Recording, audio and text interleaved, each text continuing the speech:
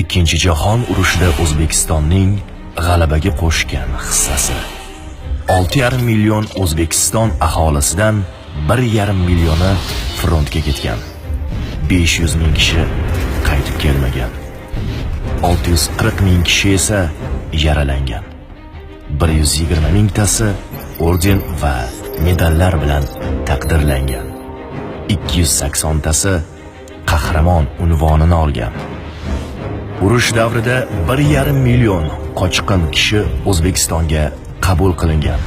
Qochqinlarga 135 ming kvadrat metrdan ortiq yashash maydonlari berilgan.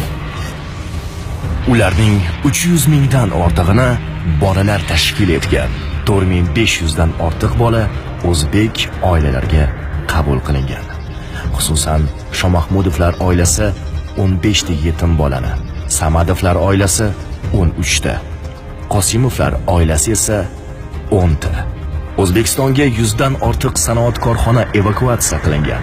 Turli sohalardagi yana 280 ta sanoat korxonalari bunyod etilgan.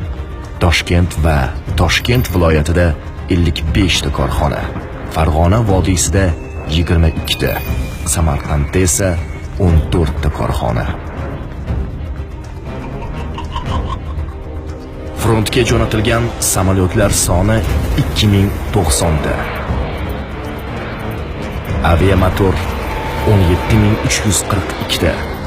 Minomyot 1,7 million ta. Tanklarga qarshi zaxira qismlari 27 ming. Kimyoviy himoya jamlanmalari 60 ming. Minalar 22 million. Snaryadlar 560 ming. Aviabombalar 2,318 million ta. Granatalar 1 million ta. Broni poyezdlar 5 ta. Harbiy sanitar poyezdlar 18 ta. Harbiy dala oshxonalari 2200 ta. Gimnastyorkalar 7,518 million ta. Paxtali telegreykalar 2,639,700 ta. Echki va botinkalar 2,221,200 ta. Mudofaa fondiga 650 million rubldan ortiq hissa qo'shilgan. 4,226 million rubldan ortiq pul zayomi.